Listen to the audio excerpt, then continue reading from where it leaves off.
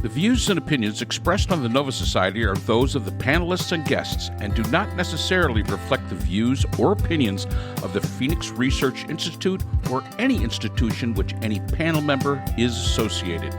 Reproduction or dissemination other than for the purpose of education or information without the express written permission of the Phoenix Research Institute or Nova Society Media is strictly prohibited. All right, and welcome everyone back to the Nova Society. I'm Dr. Brooklyn Ann Weldon, and I'm here with our panel. Today, Dr. Scott Gershwer and Dr. Mark Bound, and we will be discussing the question from Wolfgang, who is from Hamburg in Germany. And Wolfgang says, I work for a German company with factories in the United States, so I travel a lot in the United States. This means I watch a lot of American news. Americans seem fixated on the concept of freedom of speech, almost to the level of fanaticism. But American news and social media are ripe with misinformation and disinformation that impacts the opinions of the country and not in a positive way. Should speech be regulated in the United States? Question one. And two, should there be laws against mass production of misinformation and disinformation? And Mark, I'd like to start with you this time. Oh boy. So first of all, I agree with Wolfgang that we do take free speech to a level of fanaticism, and everybody's going to make the slippery slope argument about, well, if you curtail speech, then which speech do you curtail? What is proper speech and what is not proper speech? However, I also want to point out that the First Amendment is not absolute. Freedom of speech exists. However, you cannot slander and you cannot libel. So there are rules as to what you can and can't do. Should speech be regulated in the United States? Yes, it should. The idea of free speech is a utopian idea. If human beings who were given the ability to have independent thought and free will could use intelligence to sift through this stuff, then probably we would not require speech to be regulated in any way. The fact is that we're not smart enough and we act upon disinformation and misinformation. And yes, I do believe there should be laws against mass production of misinformation and disinformation. Again, the argument's going to be, well, that's a slippery slope.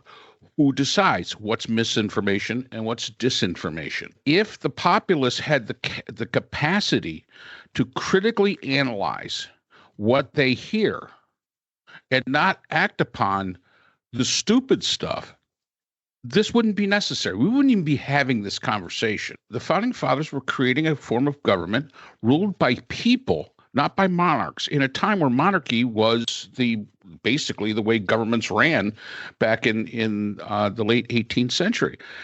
And they were trying to do this, but they had to balance this out. Free speech speaks about speaking about the government. You are able to speak out about something the government is doing. That should definitely not be regulated. But it does not cover all the rest of the speech. You can stand on the street corner and you can blather out anything you want to blather out, as long as it does not impact society. There's no harm to it. But it does impact society. There are people didn't show up for January 6th just because they thought it was going to be a picnic and they weren't asked to be there. The statements made by many of the speakers, trial by combat by Rudy Giuliani and Mo Brooks and some of these other people, that was meant to incite. They always go back to, well, it's free speech. If it is to cause harm, it is not free speech. That should be regulated, and there should be laws, and there should be accountability for those outlets, whether they be the news media today.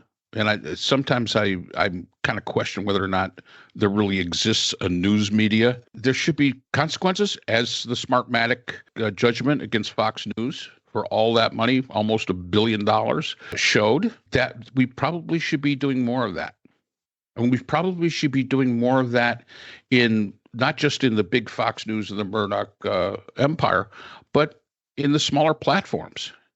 If you are going to peddle bull, play stupid games, you should really win stupid prizes. So first out, a shout out to Wolfgang. I worked for a German software company as the American marketing head here in the States, and went to Germany For a while there, it was quarterly. Then it kind of became once or twice a year. Spent a good deal of time in the Stuttgart area and really liked it very much, and appreciated the fact that they have healthcare, and appreciated the fact that they don't have as much gun violence as we do. And there are things that I really thought was great about Germany, and got asked a lot of questions about, when there was a massacre here, how we could put up with that, and how we could put up with the fact that the Americans who worked for the company had to go out and find health insurance, because the Germans haven't had to deal with that since like 1870, I think. So it's a very different kind of place in some ways, and a very similar place in others. I am a fanatic for free speech. I think it's incredibly important, but I also think it comes with responsibilities, and the responsibilities of people are to make sure that what they're listening to is reputable, is factual, is credible, and all too often we do not. What I really dislike is others from other countries weaponizing our free speech against us. I think that it was very clear that that was going on with the WikiLeaks break-in, which was basically an arm of the Russian SFB, which is the successor to the KGB. The KGB. There was a dissemination of false information spread out from Europe to the United States, and bots and all that kind of stuff. But if there's no way to stop that, and Americans are very much up in arms about even the Zuckerberg letter this week to Jim Jordan about suppressing free speech during COVID, then I do think it's up to us to understand what's credible and what's not credible, and to allow speech to be free, but not necessarily to believe it, and to be able to check these things out. It's a freedom we live with. The freedom of the Second Amendment is one that I think is also very important to Americans. It's not as important to me, but it is. But I acknowledge that it's important to Americans, and I don't think that taking away AR-15s is a violation of the Second Amendment right. I think that we can understand modifications to the freedoms that we have, but in the end, it's up to us to be responsible for them. And again, that's why I believe that laws are necessary. And I'm a proponent of free speech as well. The only problem is that, as Scott says, it does come with responsibilities. A lot of people are unwilling to take on the responsibilities that are necessary and take on the work that is necessary to check what information you're getting. If we were a logical society, if people were more about us instead of I think we probably see that. Proven we are not. And in this generation of technology, where there are so many platforms where people are allowed to speak, and I don't have a problem with that, but there has to come a responsibility, not only to the person that's getting the information, but to the person that's disseminating the information. There is a responsibility.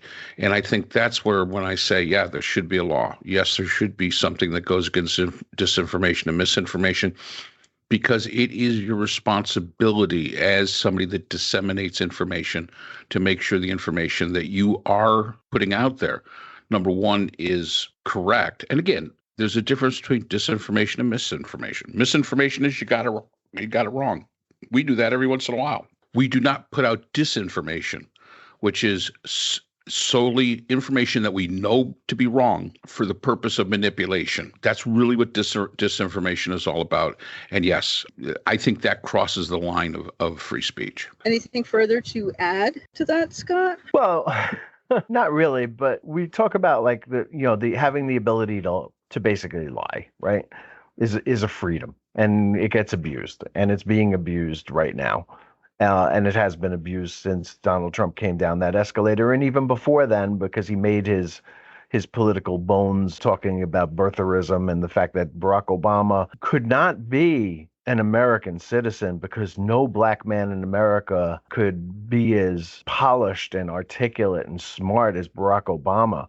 And that's really the root of the birtherism scandal, is that it simply was unbelievable to Trump and some other people that a black man in America could be all that. And so he must be something else. And they're doing the same thing to Kamala Harris now, where they're saying that she can't speak without a teleprompter, is basically calling her an idiot.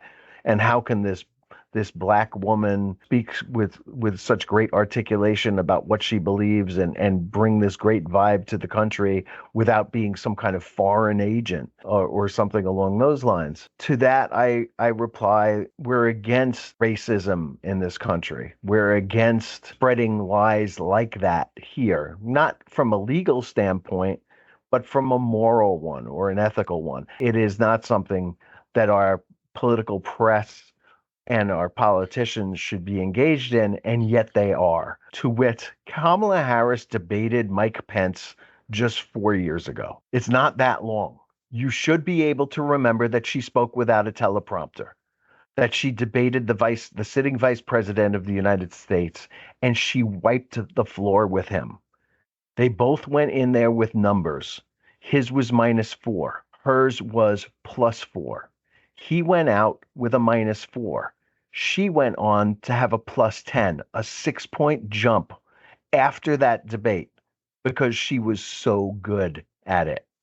And it is ridiculous that people somehow think that she can't speak without a teleprompter or can't engage in a debate.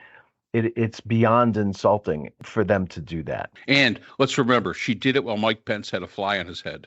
That's right. And that would have completely thrown me. I don't care. I mean, I've done panels before. That would have thrown me off. Just seeing that. You just want to walk over and slap the dang thing off. Right. That really would have messed me up. A rolled up magazine would have been great right there. It would have been great. And he kept trying to bully her and interrupt her. And she just kept saying, Mr. Vice President, I'm speaking now. I'm speaking now. And if you have I'm speaking now on your bingo card for this coming debate with Donald Trump, congratulations, because she's going to end up saying it an awful lot, I think. An awful lot. Thank you both. And thank you again, everyone, for listening to our short take on Wolfgang's question. See you next time. Thank you, Wolfgang. So that's all the time we have for today's episode. The Nova Society is a production of the Phoenix Research Institute. We'd like to thank our sponsor for this episode, the Journal of Interdisciplinary Conflict Science. The JCIS is an open journal for upcoming scholars. The JCIS is currently accepting article submissions on an ongoing basis.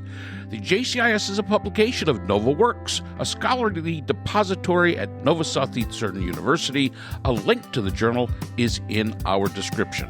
We'd also like to thank our podcast partners, Buzzsprout, who hosts the Nova Society, Audacity, who is our editing partner, and Podkite, who does all of our analytics. We'd also like to thank iHeartRadio, where people get their music and podcasts, Apple iTunes, the largest source for music and podcasts on the internet, Spotify, the most popular source for the Nova Society.